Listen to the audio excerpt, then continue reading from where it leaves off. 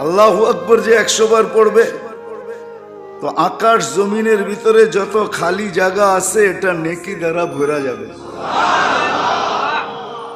এখন আপনারা বলেন তো আকাশ জমিনের ভিতরে কতটুকু খালি জায়গা আছে? হ্যাঁ,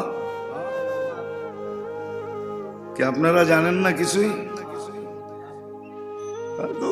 খালি জায়গা বলতেছি আমি, দূরত্ব না। খালি জায়গা তো আপনাদের বিজ্ঞানী বলতে পারে না। আপনাদের বিজ্ঞানী বলছে যে সৌরজগতের নিচে 100 কোটি মহাদেশ আছে প্রথম আকাশের নিচে। আর এক একটা মহাদেশ আমাকে দুনিয়ার মতন না, ওটা গেলে আবার সারা রাত পার হয়ে যাবে। আমাকে বিজ্ঞান পড়াইতে হবে আপনাদেরকে। সৌরজগতের এক একটা গ্রাম এত বড়, যেই গ্রামে আমাদের দুনিয়াটা, ওটা সবচেয়ে ছোট গ্রাম। ওটা এতটুকু বড় যান্ত্রিক একটা জিনিস বানাইলে যেটা সেকেন্ডে 3 লক্ষ কিলোমিটার যাবে, তো আমাদের গ্রামের এই মাথা থেকে ওই মাথা যাইতে 1 লক্ষ আলোক বৎসর লাগবে। গ্রামটা যদি এত বড় হয়, ইউনিয়নটা কত বড়? ইউনিয়নটা যদি এত বড় হয়, থানাটা কত বড়? থানাটা যদি এত বড় হয়, জেলাটা কত বড়? জেলাটা যদি এত বড় হয়, তাহলে বিভাগটা কত বড়? বিভাগটা যদি এত বড় হয়, তো দেশটা কত বড়? দেশটা যদি এত বড় হয়, মহাদেশটা কত বড়? এরকম 100 কোটি মহাদেশ আছে। আর সবগুলা মিলাইয়া প্রথম আকাশের সামনে একটা বিন্দুর মতো ছোট। এই পুরা জায়গা নেকি দিয়া ভরা যায় আল্লাহু আকবার যদি কেউ 100 বার পড়ে। নবী রসুলের মাধ্যমে আল্লাহ পদ্ধতি শিখাইয়া দিছে। আগে উদাহরণ দিছি, এখনো উদাহরণ দিই। একটা মানুষ যদি চায় যে সারাটা রাত্র সুরক্ষিত করব, তাইলে তাকে 2টা সময়ের প্রতি বড় গুরুত্ব দিতে হবে। একটা এশারের জামাত কোনো মতেই যেন না ছোটে, আর ফজরের জামাত কোনো মতেই না ছোটে। মা বোনদের যদি প্রশ্ন আসে, তাহলে এশার ফজরের জামাতে তো মা বোন পড়বে না, ঘরের ভিতরে এশা পড়লো, ফজর পড়লো, সারা রাত্র কিন্তু সুরক্ষিত। আর সহি হাদিস মোতাবেক হইল, কিন্তু তাকে গুরুত্ব দিতে হইল কি এশা আর ফজর, একটু তা গুরুত্ব দিল, তো সারাটা রাত্র কিন্তু সুরক্ষিত হয়ে গেল। এটা একটা সিম্পল আর সহজ পদ্ধতি। কিন্তু আবার অনেকজন আছে সারা রাত্র সুরক্ষিত করে, কিন্তু এটা আবার অন্যভাবে করে, সারা রাত্র বৈশা আল্লাহ আল্লাহ করতে থাকে। আমরা তো রাত্রের 3 ভাগের 1 ভাগ অতিবাহিত হইলে ঘুমাইতে শুরু করি, ঠিক না? ঠিক, 11টার পরে ঘুমাইতে শুরু করি। আল্লাহ ওয়ালারা কিন্তু রাত্র 11টার পরের থেকে উঠা শুরু করে। এরা উঠা শুরু করে, আমরা ঘুমাইতে শুরু করি, এরা কি করে? উঠতে শুরু করে। কেননা এরা এসব পরেই ঘুমায় যায়, এসব পরে আর যাই ঝামেলা করে না, কথাবার্তা গপ গুজারি, এদিক সেদিক, টেলিভিশন খোঁজ খবর কিচ্ছু নেয় না। বাস এসব পড়লো, শুয়ে পড়লো। বলে রাত্রের খাওয়া সুন্নত হইল এশারের আগে খাওয়া, এশারের আগে খাওয়া। আজকে তো আল্লাহ আমাদেরকে মাল দিছে বিদায় ডাক্তারকে পয়সা দিতে আমরা দ্বিধা করি না। আর ডাক্তারও এত হয়েছে যে দেখাইতে কোনো সমস্যা হয় না। আমিও পারি না, আমরাও পারি না, কিন্তু যদি পারতাম, এশারের আগে যদি খাইতে পারতাম, এশা পড়ে যদি ঘুমায় যেতে পারতাম, তাহলে 70% রোগ এটার দ্বারা মুক্ত হয়ে যেত। কসম খোদার, আপনি অভ্যাস করে দেখেন আজকের থেকে। যেমন দুপুরের খানাটা নিয়ে আসেন, এরকম বাড়িওয়ালাদেরকে বলেন যে দোকান তো এশারের আগে পরে বন্ধ হয়, তোমরা কিন্তু মাগরিবের সাথে সাথে আমার খানা দিয়ে পাঠাইবা। আমি মাগরিব পড়েই খাইয়া ফেলবো, আর দুপুরের খানাটা জোহরের আগে খাবো। জোহর নামাজের আগে দুপুরের খানা, রাত্রের খানা এশারের আগে খায়া দেখেন। 1 মাস ট্রাই করেন, তারপরে আপনি নিজেই বলবেন যে আপনার শরীরের ভিতরে কতটুকু সুস্থতা, প্রফুল্লতা, শরীর কতটুকু হালকা লাগে। আপনি নিজেই বলবেন না। প্রথম একবার বলছিলাম আমি এখানে, আল্লাহ রসুল শুধু আখেরাত দেখাইতে আসে না, দুনিয়াও দেখাইতে আসছে যে দুনিয়াতে মানুষ কিভাবে সুস্থ থাকবে, সবল থাকবে, আরামে থাকবে, আরামে থাকবে। আর ফজরের নাস্তা বিলকুল ফজর নামাজ পড়া, নাস্তা খায়া তারপরে আরাম করেন। এশরাক পড়ার সাথে সাথে নাস্তা। আমরা নাস্তা খাই 11টায়, ঠিক না? আর দুপুরেরটা খাই 5টায়, আর রাতেরটা খাই 1টায়। কেউ সুন্দর লেখছে, কয় যতদিন এরকম চলতে থাকবে ততদিন ডাক্তারদের রূপা সোনা হইতে থাকবে। রূপা কি হবে? স্বর্ণ হইতে থাকবে, রূপা সোনা। এই সিস্টেম করেন। ফজর পড়া নাস্তা, জোহরের আগে খানা। আমিও পারি না, আপনাদেরকে বলতেছি। আর মাগরিবের আগে খাওয়া, এশারের আগে খাওয়া, এটাকে আশা বলে। তাহলে দেখবেন 70% সুস্থতা এমনি এমনি চলে আসবে। 70%। আল্লাহ রসুল সাল্লাল্লাহু আলাইহি ওয়াসাল্লাম শুধু আখেরাত দিতে আসেন না, দুনিয়াও দিতে আসছেন। একটা ছোট্ট উদাহরণ যদি ভাবেন, তাহলে বোঝা যাবে যে আল্লাহ রসুল মানুষকে দুনিয়া হিসাবে কিরকম দিতে আসছেন। আল্লাহ রসুল এক জায়গায় বলছেন, অর্ধেক ছায়ায় অর্ধেক রোদে দাঁড়ায় না। সাইন্টিফিক দিক আছে, অর্ধেক রোদ্রে অর্ধেক ছায়া, দাঁড়ায় না। তো বলছে হইতে পারে তোমার যে কোনো সময় হইতে পারে, ওই মুহূর্তে কিছু না হইলেও পরক্ষণে হইতে পারে, পরক্ষণে হইতে পারে তুমি প্যারালাইসিস হইতে পারো। এটাও ভাঙ্গা দিছেন, প্যারালাইসিস হবে। এরকম ক্ষুদ্র ক্ষুদ্র জিনিস শিখাইছেন স্বাস্থ্যগত ভাবে। যাক, এটার আলোচনা করতে চাইতেছি না, আমি যেটা বুঝাইতে চাইতেছি ওইটাই, যে আমাদের এই জীবনটাকে সুরক্ষিত করা। এটার একটা পদ্ধতি দেখাইলাম, রাত্র তো সুরক্ষিত হয়ে গেল, এরকম পুরো দিনও সুরক্ষিত করা যায়। আল্লাহ রসুল পদ্ধতি শিখাই দিয়েছেন। আবার 24 ঘন্টাও সুরক্ষিত করা যায়।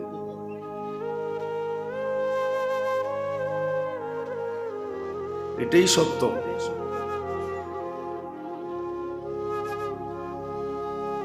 এটাই আত্মশুদ্ধি, এটাই শুদ্ধি। নারী পুরুষ নির্বিশেষে ছোট্ট জীবনটাকে সুরক্ষিত করার পদ্ধতি শেখা। পদ্ধতি শিখার সাথে সাথে সদা সর্বদা পদ্ধতিগুলা, যেরকম শরীরের ডাক্তার, এরকম রুহেরও ডাক্তার আছে, আমাদের আত্মারও ডাক্তার আছে। সবসময় আত্মার ডাক্তারের আন্ডারে থাকা। আর আল্লাহ আলহামদুলিল্লাহ হক্কানি উলামা ইকরামকে আধ্যাত্মিক ডাক্তার বানায় পাঠাইছেন। এরা আল্লাহর পক্ষ থেকে আধ্যাত্মিক ডাক্তার হিসাবে নির্বাচিত। আওরাসনাল কিতাব আল্লাযীনা ইসতাফাইনা মিন ইবাদিনা, আল্লাহর ঘোষণা। তো এটাকে শিখা, যে সময়টাকে কিভাবে হেফাজত করা যায়। এটাকে শিখা সময় কিভাবে হেফাজত করা যায়। গুনার চেয়ে নেকির পাল্লা কিভাবে বাড়ানো যায়। একটা ছোট্ট উদাহরণ দিয়ে আল্লাহ রসুল বুঝাইছে।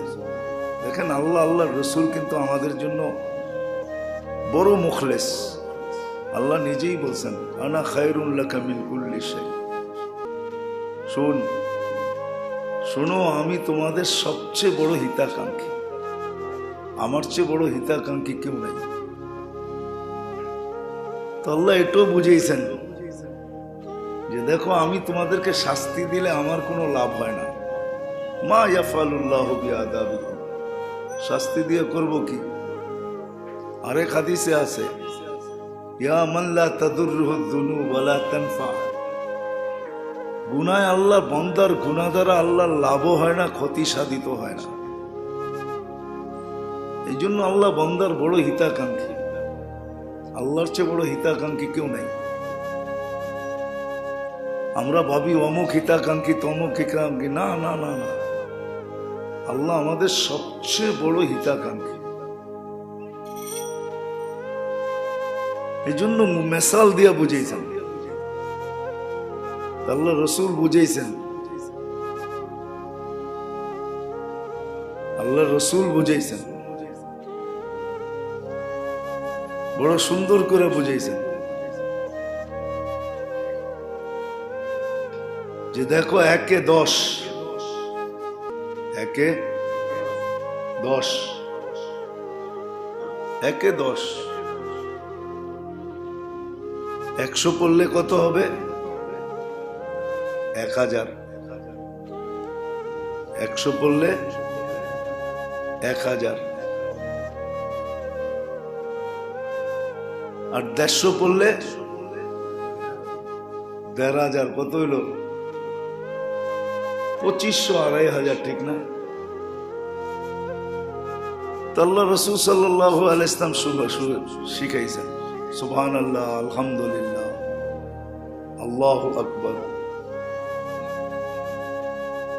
5-30 কত? প্রত্যেক নামাজের পরে 10-10 বার পড়ো। তো 5 কত হবে? 150। দাঁড়াইলো কত নেকি? 1500। ঘুমানোর সময় পড়ো 100, দাঁড়াইলো কত? টোটাল হইল কত? আল্লাহ রাসূল প্রশ্ন করতেছে তোমাদের ভিতরে কেউ কি 2500 গুনাহ করার ক্ষমতা রাখে? এইখানে যদি কাউকে বলি যে 50টা গুনার নাম বলেন, একজনও বলতে পারবে না। আমিও পারবো না, কেউ পারবে না 50টা গুনার নাম বলতে। আল্লাহ রাসূল বলছে তুমি 2500 গুনাহ করতে পারবে না ডেলি, এটা সম্ভব না। তাহলে তোমার নেকির পাল্লা ভারী হবে গুনাহ যতই করো, কেন 100 গুনাহ তো করতে পারবে না। গুনার প্রকার একটাই, একটা। আল্লাহ কত বড় মেহেরবান, নেকি 10 গুণ বাড়ায়া দিছে, গুনারে জায়গাটা জাগায় রাখছে।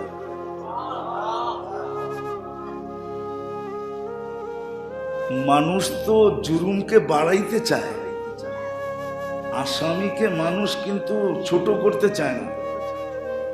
আসামি যদি কেউ হয় তার ধারা কিন্তু নিচে দেয় না, উপরেই দেয়। এক ধারা উপরে দেয়, ঠিক না? কি বলেন? হ্যাঁ, মানুষ কিন্তু মুজরিমকে, যে আসামি, অপরাধীকে কিন্তু মানুষ নিচে রাখতে চায় না, উপরে লয়ে যেতে চায়। তোর অপরাধ বিরাট বড়। আল্লাহ কিন্তু অপরাধকে বাড়তে দেয় না, এককে এক রাখছে। আর নেকিকে কয় গুণ বাড়াইছে? 2 বাড়াইলেও তো পারতেন, 3 বাড়াইলেও তো পারতেন, 1 লাফে 10 কেন বাড়াইলেন? বাবার বিষয়, আমরা তো আসলে ভাবি না। 1 লাফে 10 বাড়াইছেন। কিন্তু আমাদের নবীজি কি করছেন? মাত্র 10 বাড়াইছেন। আমার একটা মানিজ্যত আছে না, আমার হিসাবই তো আমার উম্মতের মানিজ্যত, ঠিক না? আল্লাহ বন্ধুর মানিজ্যতের দিকে দেখে আল্লাহ 1 লাফে আবার 10 গুণ বাড়ায় 100। আমাদের নবীজির কিন্তু মন পড়ে নাই, বলছে মাত্র 100। আল্লাহ আবার কিন্তু 7 গুণ বাড়াইয়া দিচ্ছেন, 700।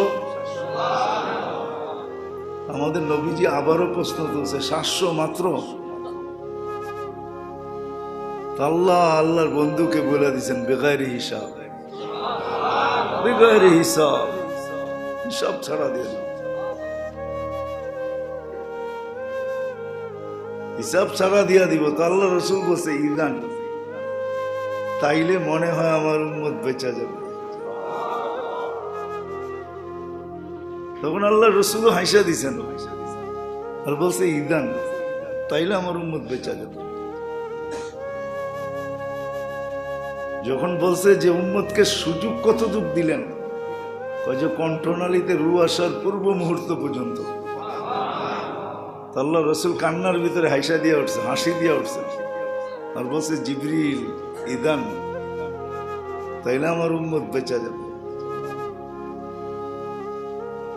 তো মেরে দোস্ত, যেটা বুঝাইতেছিলাম, আমাদের বোঝা উচিত এই ছোট্ট জীবনটাকে সুরক্ষিত করা।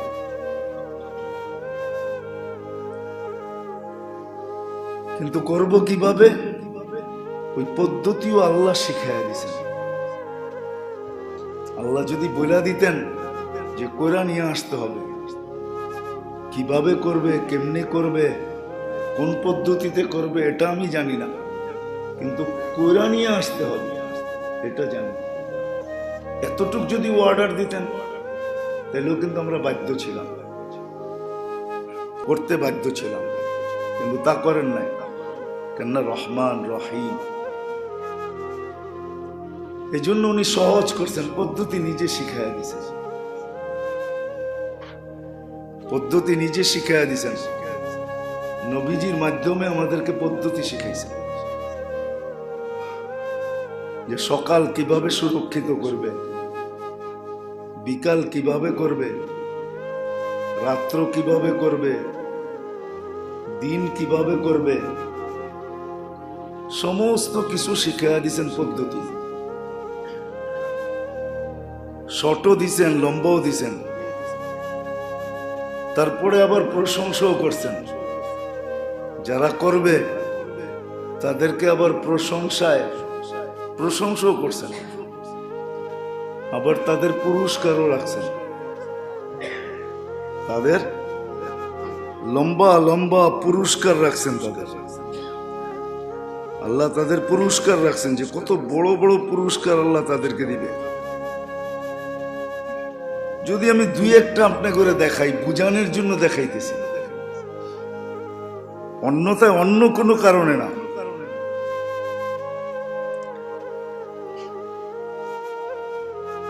যে ব্যক্তি সকাল বিকাল,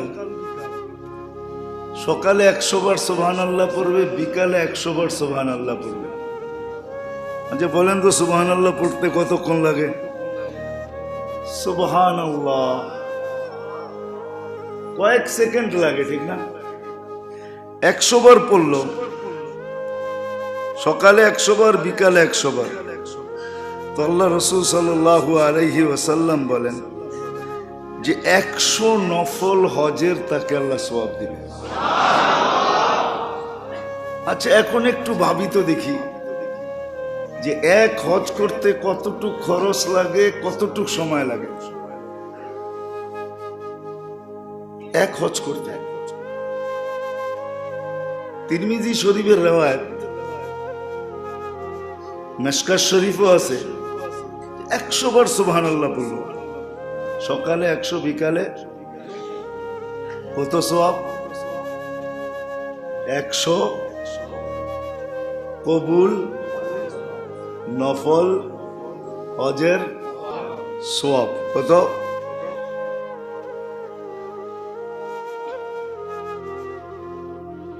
তারপরে আল্লাহ রাসূল সাল্লাল্লাহু আলাইহি ওয়াসাল্লাম বলতেছেন যে তোমাদের ভিতরে কে ডেলি 1000 নেকি অর্জন করতে চায়? কেন আমরা আসলে রাগ হয়ে যাবেন, আমাদের ভিতরও লোভ আছে, নারী পুরুষ নির্বিশেষে সবার ভিতরে লোভ আছে। কিন্তু আমাদের লোভটা যদি বিশ্লেষণ করতে যাই, তাহলে এইখানে এসে দাঁড়াবে যে আমরা উন্নত খাওয়া, উন্নত কাপড় চোপড়, উন্নত বাসস্থান, উন্নত পরিবেশ, এটার লোভ আমাদের খুব আছে। নইলে একটা জিনিস দেখেন, উদাহরণ হিসাবে বলতেছি, মাওয়ার ইলিশ মাছ তো জান্নাতের নিচে যে নদী আছে ওইখান থেকে সাপ্লাই হয় না, ঠিক না? কি মাওয়ার ইলিশ হইতে পারে নয়া বাজার থেকেও কিনা নিতে পারে, ঠিক না? মাওয়ার ইলিশের ভিতরে এরকম কি রাখা আছে যে ঢাকার মানুষ সন্ধ্যার পরে গাড়ি লইয়া মাওয়া যায় ইলিশ খেতে যাবে? আপনি বুঝান আমাকে, কেন আসতে যেতে দেখি তো, আমার কথা যারা শুনতেছেন এখানে অনেকেই আছেন, মাঝে মাঝে শখ হয় মাওয়ার ইলিশ খেয়ে আসি, ঠিক না? কি ওইখানে ইলিশ কি জান্নাতের নিচের সাপ্লাই হয় না পদ্মারতে হয়? আরে পদ্মার থেকে হয় না, পদ্মায় আর এখন ইলিশ নাই, চরই আছে।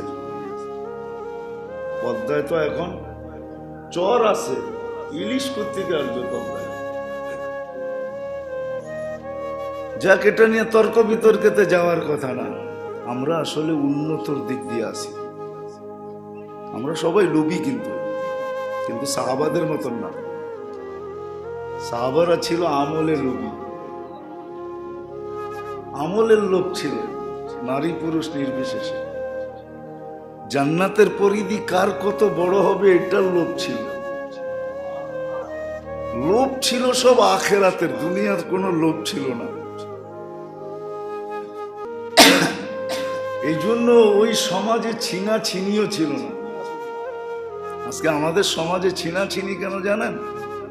বাইয়ে বাইয়ে, বাইয়ে বইনে, বাপে বেটায়, আত্মীয় আত্মীয়, স্বজনে স্বজনে, বন্ধুতে বন্ধুতে ছিনাছিনি কেন জানেন? আমরা এই আকাশের নিচের দুনিয়াটা নিয়ে লুবি, আখেরাত নিয়ে লুবি না। আখেরাত নিয়ে যদি লুবি হইতো, যেমন সাহাবায়ে কেরাম ছিল, আল্লাহ রসুল একটা বলতে দেরি, ওনারা ওইটা লুইপা নিতে দেরি করেন নাই। যেমন আল্লাহ রসুল সাল্লাল্লাহু বলছেন, তোমাদের ভিতরে ডেলি 1000 নেকি কে করতে চায়? তো বলছি, ইয়া রাসূলুল্লাহ 1000 নেকি এটা সম্ভব? তো সম্ভব কি করে? তো আল্লাহ রসুল বলছেন, 100 বার সুবহানাল্লাহ পড়ো, 1000 নেকি। আল্লাহ রসুল উদাহরণ দিয়ে বুঝাইছে, 1000 গুনাহ তুমি ডেলি করতে পারবে না, কিন্তু 1000 নেকি হয়ে গেল, কিন্তু 1000 গুনাহ সম্ভব না। 1000 গুনাহ সম্ভব না। আল্লাহর এহসান দেখেন, আপনি 3 ঘন্টা বইয়া টেলিভিশন দেখছেন, 3 ঘন্টাটাই একটা গুনাহ। এমন না যে প্রত্যেক দৃষ্টিকে একটা একটা গুনাহ লেখছে, প্রত্যেক মুহূর্তটাকে একটা একটা গুনাহ লেখছে না। আল্লাহ বড় মেহেরবান। এই জন্য যখন জিন্দিগিকে সুরক্ষিত করতে শিখবো, তো আস্তে আস্তে দুনিয়া ভিতর থেকে বাহির হবে, আখেরাতের লোভ ভিতরে ঢুকতে শুরু করবে। একটা না গেলে আরেকটা আসে না, দুইটা একসাথে জমা হয় না। এখন আসেন, যে ব্যক্তি সকাল বিকাল আলহামদুলিল্লাহ 100 বার পড়ল, কতক্ষণ লাগে আলহামদুলিল্লাহ পড়তে? আলহামদুলিল্লাহ আলহামদুলিল্লাহ, দেখেন 5-7 মিনিট লাগবে। যে ব্যক্তি 100 বার সকাল বিকাল পড়ল, সকালে 100, বিকালে 100, 100 ঘোড়া সুসজ্জিত, 100 ঘোড়া যুদ্ধের জন্য, আরবি ঘোড়া 100 দান করলে যে সোয়াব পাওয়া যায়, এই সোয়াব পাওয়া যাবে। আরবি ঘোড়া আমি জানি 10 মিলিয়নও আছে, একটার দাম কত? 10 মিলিয়নে কত? 1 কোটি, ঠিক না? 1 কোটিও দাম আছে। 100টার দাম কত হবে?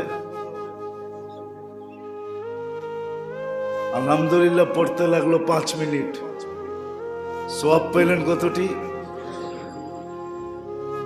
কিন্তু লোভ হইতে হবে, আবার বলতেছি লোভ। রাগ হয়ে যাবেন? অবরোধ সবরোধ সবই চলতেছে, হরতাল সরতাল, কিন্তু তারপরও দেখা যাবে সানারপাড় থেকে হাইটা ইসলামপুরে আসতেছে, ঠিক না? কি আবার সানারপাড়ারা চেতা যায় না, মিরপুর থেকেও আসতেছে, ঠিক না? কেন? এটাকে লোভই বলা চলে। দোকান খুললে কিছু বেচা বিক্রি হবে, কেন অনেকদিন তো এই এলাকায় মাঝে মাঝে দেখি ঈদের দিনও কিন্তু ফুটপাত খোলা থাকে, বেশি খোলা থাকে রোজার ঈদে, ঠিক না? ঈদের নামাজ পড়া খুলে ফেলছে। আরে কেন? কয় কিছু হুজুর হাফেজরা এখন বাড়ি যাইব, তো ওনারা কাপড় চোপড় কিনতে আসবে। কিন্তু সারাটা রমজান বেচলাম, চাঁদ রাত বেচলাম, ঈদের দিন এলে নাই বেচলাম, কত 2-4-5 হাজার লাভ হবে, 1 লাখই লাভ হবে। এই দিনটা কমসে কম বিবি বাল বাচ্চা আত্মীয় স্বজন সবার সাথে দিলাম। রাগ হয় না, কিন্তু এরা কিন্তু আবার শুনেও কি শুনে, আমার কথা না কিন্তু গরালাদের থেকেই তো শোনে। তুমি তো ঈদের দিনও দোকান খুলতে যাও, তুমি তো টাকাটাই চিনছো, আমাগরে তো চিনো নাই। বউ বাচ্চা বলে, কিন্তু রাগ হয় না, কিন্তু পায়ে হাত দিয়া বলতেছি বুঝানোর জন্য, যাতে আপনাদের দিলের ভিতরে আগ্রহ পয়দা হয়। বউ বাল বাচ্চাই বলে, আরে তুমি কি শালা সম্বন্ধীও বলে, এমনকি শ্বশুর বাড়ি এলারও বলে তুমি তো টাকাই চিনছো, আর কি চিনছো? ঈদের দিন সকালে দোকান খুলতে যাও গা। শালারা তো দুলাবেরে বলতেও পারে, ঠিক না? আসলে যদি আখেরাতে লোভ ভিতরে ঢোকে, তাইলে তো ওই ব্যক্তির জন্য ডেলি আলহামদুলিল্লাহ 100 বার, বিকালে 100 বার পড়া কোনো ব্যাপার না। ও তো কাগজের কাপড়ের গজ মাপতে মাপতেও করে ফেলতে পারে না, পারে না? হ্যাঁ, 100 গজের কাস্টমার যদি আইলো আর 100 গজ মাপলো, সুবহানাল্লাহ সুবহানাল্লাহ সুবহানাল্লাহ, গজও মাপা হইলো, আবার সুবহানাল্লাহ হয়ে গেল, আলহামদুলিল্লাহ হয়ে গেল, ঠিক না? 100 আরব গোরা সদকা করার সওয়াব হলো আলহামদুলিল্লাহ 100 বার পড়া। আল্লাহ রাসূল সাল্লাল্লাহু আলাইহি ওয়াসাল্লাম বলতেছেন,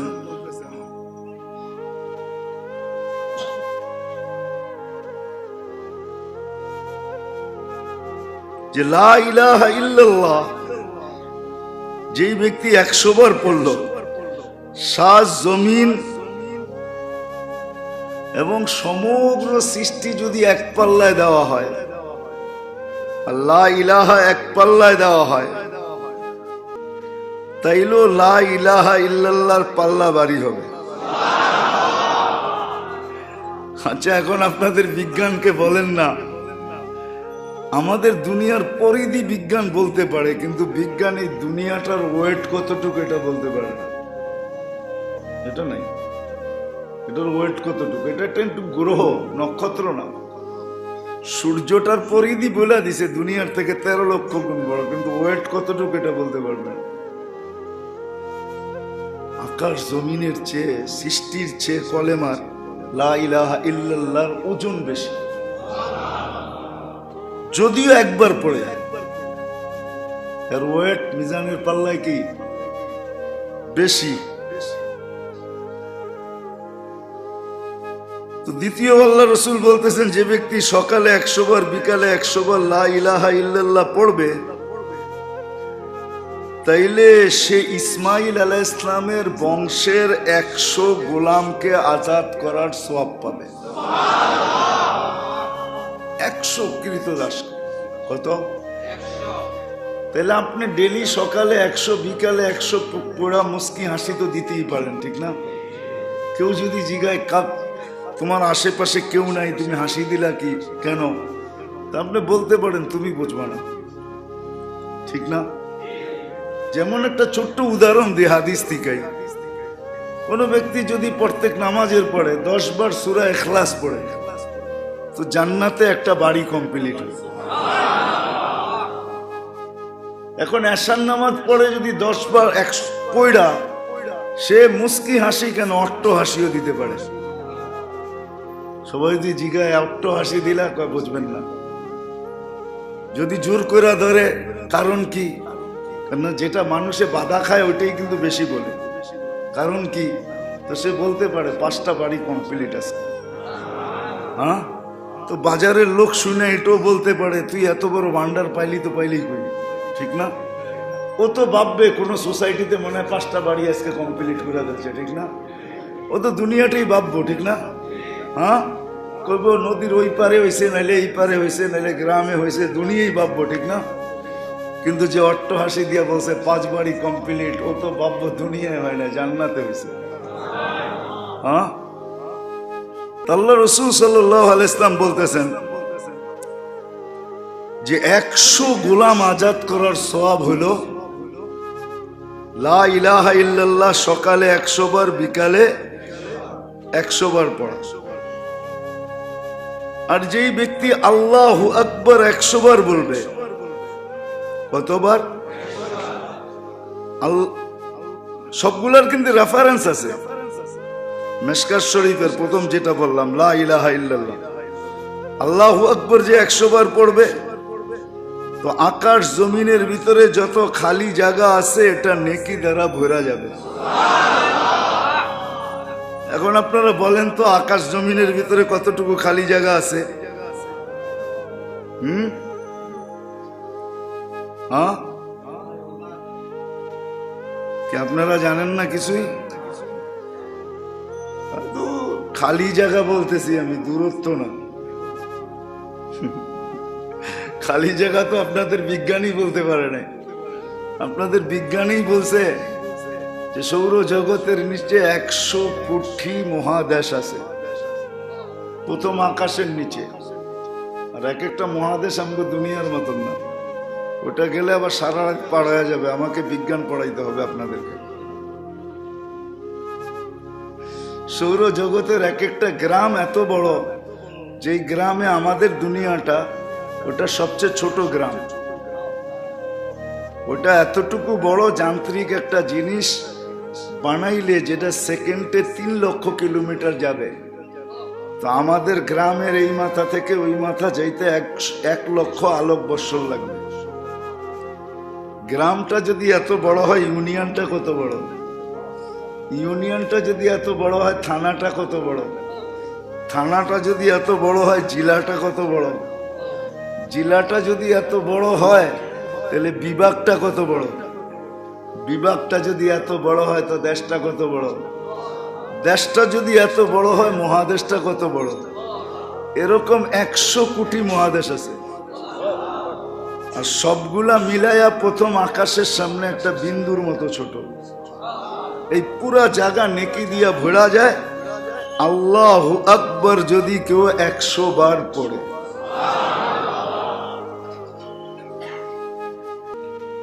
শুধু এটুকু না, শুধু এটুকু না, আল্লাহু আকবার যে 100 বার পড়ে, দ্বিতীয় ফজিলত হলো যে সে মক্কা শরীফে 100 উট কুরবানি করার সওয়াব দেওয়া হয়, যেটা কবুল হলো।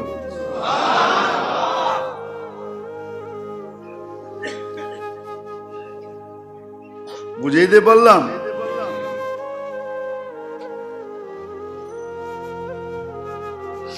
আরেক হাদিসের ভিতরে আছে সুবহানাল্লাহর সওয়াব উহুদ পাহাড়ের চেয়েও বেশি। কিসের? উহুদ পাহাড় কয় কিলোমিটার জানেন? 21 কিলোমিটার। হাজিরা তো উহুদ পাহাড় দেখছেন, ঠিক না? পুরাটা মাটির না, কি পাথর। 21 কিলোমিটার। আর আলহামদুলিল্লাহর সওয়াবও উহুদ পাহাড়ের চেয়ে বেশি। লা ইলাহা ইল্লাল্লাহর সওয়াবও উহুদ পাহাড়ের চেয়ে বেশি। আল্লাহু আকবরের সওয়াবও উহুদ পাহাড়ের চেয়ে বেশি। আর যে সুবহানাল্লাহ আলহামদুলিল্লাহ ওয়া লা ইলাহা ইল্লাল্লাহু আল্লাহু আকবার পড়বে, পড়তে দেরি তার গুনাহগুলা ঝরতে যেরকম গাছের পাতা শীত আসলে ঝরতে দেরি করে না, তার সমস্ত গুনাহগুলা ঝরা যেতে এরকম দেরি হয় না।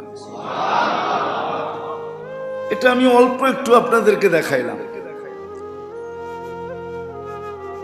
লাগে না কিন্তু সারা দিনে 2-4-20 মিনিটও, কিন্তু মিলে কতটুকু ধারণা করা যায় না যে কতটুকু মিলল। এটা কিন্তু একটা নারী পুরুষের জন্য কোনো কঠিন না। আমি তাহাদিসে নেয়ামত আপনাদেরকে বলতেছি, অহংকারের জন্য না, বুঝার জন্য। আমি আজকে আসরের পরে দেখছি পুরো মনে হয় 12 মিনিট লাগছে। একবারে যদি আপনি পড়েন সুবহানাল্লাহ আলহামদুলিল্লাহ ওয়া লা ইলাহা ইল্লাল্লাহু আল্লাহু আকবার, আমি আজকে আসরের পরে ঘড়ি ধরে পড়ে দেখছি 12 থেকে 13 মিনিট লাগে। কত? কিন্তু যদি কবুল হয়ে গেল কি পুরা জীবনটাই কিন্তু হয়ে গেল না? হইল না? হয়ে গেল না? কেন একটা মানুষ ভাবতে পারে না যে এত নেকি আল্লাহ পদ্ধতি আমাদেরকে শিখাইছেন। জীবনটাকে সুরক্ষিত করা, এটাই আল্লাহর দাবি। জীবনটাকে সুরক্ষিত করে নিয়ে আসো, হেফাজত করে নিয়ে আসো। আবার করার পদ্ধতি আল্লাহ শিখাইছেন। একটা তো আমি প্রথমেই দেখাইছি রাতটা কিভাবে হয়, আবার দিনটাও আছে কিভাবে হয়, আবার 24 ঘন্টাটাও আছে কিভাবে হয়। মেরে দোস্ত আসেন,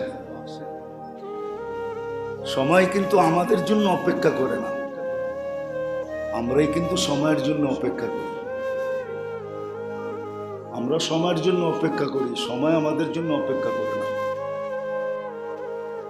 জীবনটার ক্ষেত্রগুলোর জন্য আমি অপেক্ষা করি, কিন্তু জীবনটা আপনার আমার জন্য অপেক্ষা করে না। এই জন্য সবচেয়ে বড় যেটা হবে সেটা হলো আখেরাতের লোভ থাকতে হবে। এই জন্য সাহাবায়ে কেরামের ভিতরে আখেরাতের লোভ ছিল, দুনিয়ার লোভ ছিল না। এই জন্য আল্লাহ রসুল সাল্লাল্লাহু আলাইহি ওয়াসাল্লাম সবাইকে দুনিয়ার লোভের থেকে পাক করছেন, কারো ভিতরে দুনিয়ার লোভ ছিল না। এই জন্য দুটা শব্দ ওনারা বলতে পারতেন, ওয়াজাদনা শাকারনা লাম নাজিদ সাবারনা। পাবো তো শুকরিয়া আদায় করব, না পাবো তো সবর করব। কারণ দুনিয়ার লোভ ছিল না, সবার সামনে লোভ ছিল আখেরাতে। এই জন্য সুরক্ষিত করা সহজ হয়েছে। আবার ভাগ করেও নিছেন ওনারা, পদ্ধতি করে নিছেন। আল্লাহ রসুল যতদিন ছিলেন, আল্লাহ রসুল যতদিন ছিলেন, আল্লাহ রসুল যতদিন ছিলেন, তো সাহাবা 2 ভাগে ডেলি বিভক্ত হইতেন। একদল আল্লাহ রসুলের কাছ থেকে সরতেন না, আর একদল কাজে যেতেন। যারা আজকে আল্লাহ রসুলের কাছে ছিলেন ওনারা কালকে যেতেন, যারা আজকে গেছে ওনারা থেকে যেতেন। যারা ছিলেন না ওরা এসে শিখতেন। এই জন্য আমাদের ভিতরে আখেরাতের লোভ ঢুকানো দরকার।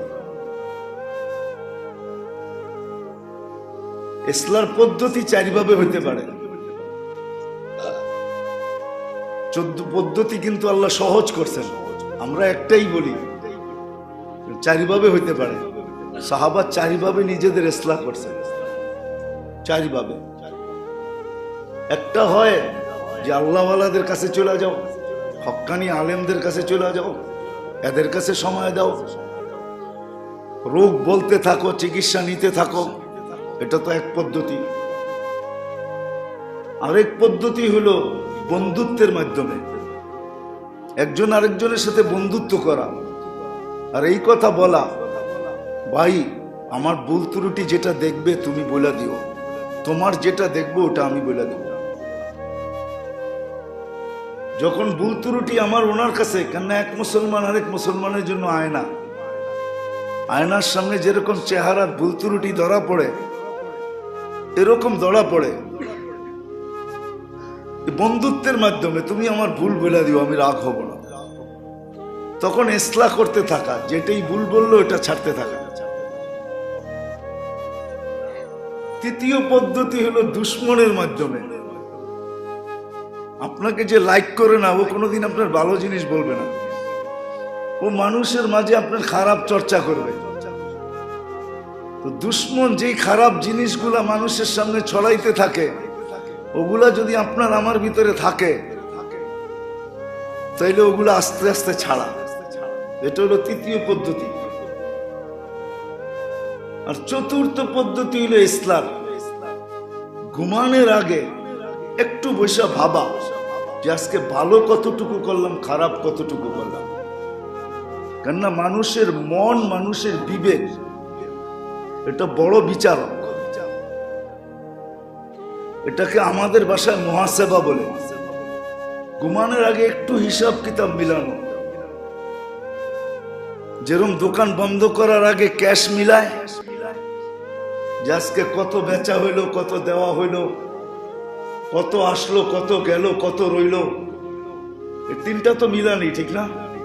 কেননা পার্টিকেও তো দিতে হয়, ঠিক না? আবার পার্টিরও দেওয়া যায়, ঠিক না? তো ডেলি শোয়ার আগে হিসাব কিতাব মিলানো যে আজকে গুনাহ কতটুকু হইল, কতটুকু নেক হইল। যদি দেখা গেল নেকের মাত্রা কম, গুনার মাত্রা বেশি, বলে তখনই কোরআন আমাদেরকে শিখাইয়া দিছে ইয়াতবাউ সাইয়্যাতুল হাসানা। সহজ, 100 বার সুবহানাল্লাহ, আলহামদুলিল্লাহ, আল্লাহু আকবার মিলায়া 100 বার করে ফেলো, 1000 নেকি হয়ে গেল, গুনাহ এতটি হবেও না। এই 4 ভাবে নিজের ইসলাম। আল্লাহ ওয়ালাদের কাছে যাইতে পারা এটা বিরাট বড় একটা সৌভাগ্য। হক্কানি আলেমদের কাছে যাইতে পারা, সময় দিতে পারা, এটা বিরাট বড় সৌভাগ্য। এটা যদি না হইল, তা আপোষে বন্ধু হই, ভাই আমার ভুলগুলা দেখলে তুমি বলে দিও, তোমারটি আমি বলে দিব। এটা হলো দ্বিতীয়। তৃতীয় হলো যার সাথে আমার বনে না, সবসময় কান খাড়া রাখা, ও আমার কি কথাগুলা বলে। যদি আমার ভিতরে না থাকে তো আলহামদুলিল্লাহ, যদি থাকে তো ওটি ছাড়তে চেষ্টা করো। চতুর্থ তরতিব হইল ঘুমানোর আগে হিসাব কিতাব কইসা ঘুমানো, মুহাসাবা যাকে বলে। 2 মিনিটের জন্য বসে আজকে নেক কয়টা হলো, গুনাহ কয়টা হলো, নেক কয়টা হলো, গুনাহ কয়টা হলো। এই জন্য কথা শেষ জায়গায় চলে আসছি।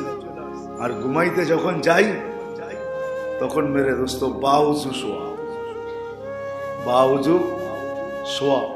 কিতাবে একটা জঘন্য কথা লেখা আছে, বাউজু শোয়া। হয়তো অনেকেরই দেখি আমরা নাইট ড্রেস বানায় আর কি, শোয়ার সময় একটা সালোয়ার পরে আর কি, বা একটা পায়জামা পরে, ঠিক না? অনেকেই পরে, ইদানিং দেখতেছি অনেকেই পরে, কিন্তু না, ওটা সাদা পরে। কি সাদা, লেবাস সাদা, আর বাউজু শোনো। তাহলে আপনার খাটকে ফেরেশতারা দখল করে নিবে। রাত্রে যদি মৌত হয় তো কিতাবে লেখা আছে ফেরেশতাদের সুবাদে ইমানি মৌত হবে। আর যখন উজু ছাড়া ঘুমায় আর রঙিন কাপড় পরে ঘুমায়, রঙিন না সাদা, কেননা কাফন কিরকম হয়, আপনিও কিন্তু ঘুমের দোয়া করতেছেন, আমিও তো আহিয়া আল্লাহ মরতে চললাম, তো আপনি রং চং বোরা কিভাবে ঘুমান? দোয়া তো পড়তেছেন মরা, আমু তো অর্থ কি মরতে চললাম, উঠাইলে উঠবো, নাইলে গেছি, ঠিক না? তো বেউজু আর রং চং, তখন শয়তান তার পালঙ্কে খাটকে দখল করে ফেলে। হাদিসে লেখা, কিতাবে লেখা আছে, মউত হইলে হইতে পারে, ঈমান ছাড়াও হইতে পারে। ছোট্ট একটা আমলের দ্বারা ঈমানই মউত পাওয়া যায়। বা উজু শোয়া আর সাদা কাপড় পরা শোয়া। মা বোনরও উচিত মেক্সি পরেই শোয়, কিন্তু সাদা হোক। বলবেন যে একবারে সাদা কেমন দেখা যায়? হ্যাঁ, সাদার ভিতরে স্টেপ হলে চলবে, ছোট ছোট স্টেপ হয় না, দাগ দাগ হয়, এটাও চলবে, সাদা হোক আর বাউজু। এই জন্য প্রতিদিন শোয়ার আগে মুহাসাবা চাই, একটু ভাবি কি গুনাহ হলো, কি নেকি হলো। আর কমসে কম ডেলি 100 বার সকাল, 100 বার বিকাল, সুবহানাল্লাহ 100 বার, আলহামদুলিল্লাহ 100 বার, লা ইলাহা ইল্লাল্লাহ 100 বার, আল্লাহু আকবার 100 বার, আস্তাগফিরুল্লাহ 100 বার, 100 বার, সকালে 100, বিকালে 100, দুরূদ শরীফ 100 বার, আর লা হাওলা ওয়ালা কুওয়াতা ইল্লা বিল্লাহ 100 বার। লা হাওলা যে 101 বার পড়লো, আল্লাহর রাসূল বলছে এটা কানজুম মিন কুনুজিল আরশ, সে আরশের ভান্ডার থেকে একটা ভান্ডারের মালিক হলো। আর আরশের সবচেয়ে বড় ভান্ডার হলো লা হাওলা ওয়ালা কুওয়াতা ইল্লা বিল্লাহ। এটা হলো ওই ভান্ডার যেটার শক্তি দিয়েই ফেরেশতারা আল্লাহর আরশ উঠায় রাখছে। আরশের ফেরেশতারা কিন্তু আরশ উঠানোর ক্ষমতা পাইছেন, পাওয়ার পাইছেন, শক্তি পাইছেন শুধু এই লা হাওলা ওয়ালা কুওয়াতা ইল্লা বিল্লাহ দ্বারা। কেন ওনাদেরকে যখন উঠাইতে বলে তো ওনারা বলছিল, আল্লাহ এটা কি করে সম্ভব? কাইফা তাহাম্মাল আল্লাযী আলাইহি ইজ্জাতুকা ওয়া জালালুক, এটা উঠাবো তো উঠাবো কি করে যেটার উপরে আপনি স্বয়ং উপবেষ্টিত, এটা মখলুক উঠায় তো উঠায় কি করে? তো আল্লাহ বলছে কুল লা হাওলা ওয়ালা কুওয়াতা ইল্লা বিল্লাহ। বলো, যেই বলতে শুরু করছে তো ভিতরে পাওয়ার হইতে শুরু হয়েছে, পাওয়ার হইতে যায় বাস আল্লাহু আকবার করে উঠায় ফেলছে। এইটাই তাদের এখন পর্যন্ত তসবিহ চলতেছে। এই জন্য এই কয়টা তসবিহ, সুবহানাল্লাহ, আলহামদুলিল্লাহ, লা ইলাহা ইল্লাল্লাহ, আল্লাহু আকবার, আস্তাগফিরুল্লাহ, আল্লাহুম্মা সাল্লি আলা মুহাম্মাদ, এতটুকু দুরূদ, লা হাওলা ওয়ালা কুওয়াতা ইল্লা বিল্লাহ। সকাল বিকাল এটার অভ্যস্ত হয়ে যাবে। যদি অভ্যস্ত হইতে পারি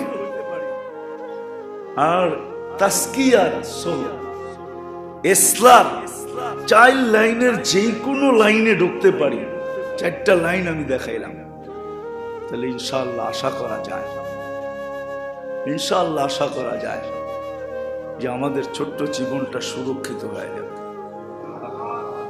এটা হেফাজত হয়ে যাবে, আল্লাহর কাছে মকবুল হয়ে যাব, আল্লাহর কাছে গ্রহণযোগ্যতা পাবো, আল্লাহ বন্দা হিসাবেই উঠাবে, শুধু বন্দা না বন্ধু হিসাবে উঠাবে। সায়াজালুল আহমুর রহমান, আল্লাহ বন্ধু হিসাবে উঠাবে, আল্লাহকে আমরা ওলি পাবো, আল্লাহ আমাদের বন্ধু। যত শব্দ বলা যায় সবগুলা বলা যায়, আল্লাহকে ওই হিসাবে পাবো। এই জন্য উচিত, দিনটা কিন্তু দুনিয়াটা কিন্তু ছোট হয়ে আসতেছে, দুনিয়ার বয়সও শেষ হয়ে গেছে। এই জন্য আসেন, আজকে তো এই পর্যন্তই অঙ্গীকার করি, যে ইনশাআল্লাহ কালকে সকাল থেকে সকাল বিকাল থেকে এই তাসবিহাত গুলা পুরা করব। সুবহানাল্লাহ, সুবহানাল্লাহ, আলহামদুলিল্লাহ, ওয়ালা ইলাহা ইল্লাল্লাহ, আল্লাহু আকবার, আস্তাগফিরুল্লাহ, আল্লাহুম্মা সাল্লি আলা মুহাম্মদ, লা হাওলা ওয়ালা কুওয়াতা ইল্লা বিল্লাহ। বাস এই কটা তাসবিহ আজকে দেখি 1 মাস পর্যন্ত হাজিরি নিমুনে আগামী মাসে যখন আবার আসবো 11 তারিখে কে আমরা পুরা করলাম। হ্যাঁ, এটার দ্বারা আল্লাহর বড় মাহবুবিয়াত পাবো। আজকে বড় কথা, শেষ কথাটা বলতেছি, শান্তির সমস্ত উপকরণ আমাদের কাছে আছে, কিন্তু আসলে শব্দ শান্তিটা আমাদের কাছে নেই। শান্তির সমস্ত উপকরণ পর্যন্ত কি রাগ হয়ে গেলেন? শান্তির সমস্ত উপকরণ আমাদের কাছে আছে, কিন্তু শব্দ শান্তিটা আমাদের কাছে নেই। কেন নাই জানেন? আসলে এখানে আল্লাহ নাই, এই জন্য। এখানে আল্লাহ নাই। এইখানে যদি আল্লাহ থাকতো তাহলে কোনো উপকরণ না থাকলেও শান্তি থাকতো। তখন বলতাম শান্তির কোনো উপকরণ আমাদের কাছে নাই, আসবাব নাই, উপকরণ নাই, কিন্তু শব্দে শান্তিটা আমাদের কাছে আছে। সাহাবাদের কাছে কোনো উপকরণ ছিল না, কসম খোদার সবার জিন্দেগি শান্তিতে ছিল, সব শান্তিতে ছিল। স্বামী স্ত্রী নিয়ে শান্তিতে ছিল, স্ত্রী শান্তি নিয়ে স্বামী নিয়ে শান্তিতে ছিল, মা বাবা সন্তান নিয়ে শান্তিতে ছিল, সন্তান মা বাবা নিয়ে শান্তিতে ছিল, সম্পর্ক নিয়ে শান্তিতে ছিল, প্রতিবেশীকে নিয়ে শান্তিতে ছিল। শান্তি আর শান্তি। কিন্তু উপকরণ শান্তির কিচ্ছু ছিল না। আজকে আমাদের ঘরে সুখ শান্তির উপকরণ সব আছে, শুধু শব্দে শান্তিটা আমাদের কাছে নাই। শব্দ শান্তি আমাদের কাছে নাই। এটার কারণ এইখানে আল্লাহ নাই। 1 মাস পুরা দেখেন, অনুভব হইতে থাকবে যে ভিতরে মনে হয় শান্তি আসতেছে ভিতরে। হ্যাঁ, তখন আপনিও বলবেন না খানে মে মজা না সোনে মে। তখন আপনিও বলবেন খাওয়াও মজা আসে না, ঘুমাও মজা আসে না, মজা তো আসে মালিক তেরে নাম লেনে। তোর নাম নিতে বড় মজা আসে। আল্লাহ সবাই বলে, কিন্তু দুনিয়ায় কিছু মানুষ আছে আল্লাহ যখন বলে না আল্লাহ, যখন আল্লাহ বলে তো ভিতরে ওই প্রশান্তি মাহসুস করে, অনুভব করে, ওই শান্তি অনুভব করে। কসম খোদার, যেরকম হাদিসে আছে, জাহান্নামের থেকে 1 ফোঁটা দুনিয়াতে যদি এখন আল্লাহ ঢেলা দেয় তো সারা দুনিয়া জ্বলা ছাই হয়ে যাবে।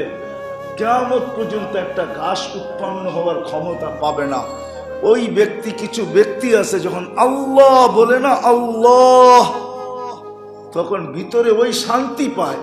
এটা পাঠ করে দিলে সারা দুনিয়া ভরা যাবে।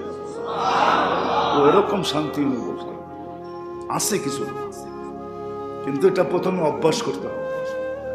আমরাও যদি অভ্যাস করি তো একদিন দেখবেন সুবহানাল্লাহ পড়তে মজা লাগতেছে।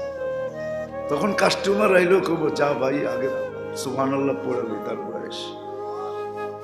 এখন মজায় আছি, এখন মজা লাগতেছে, তখন সুবহানাল্লাহ মজা লাগবে, আলহামদুলিল্লাহ মজা লাগবে।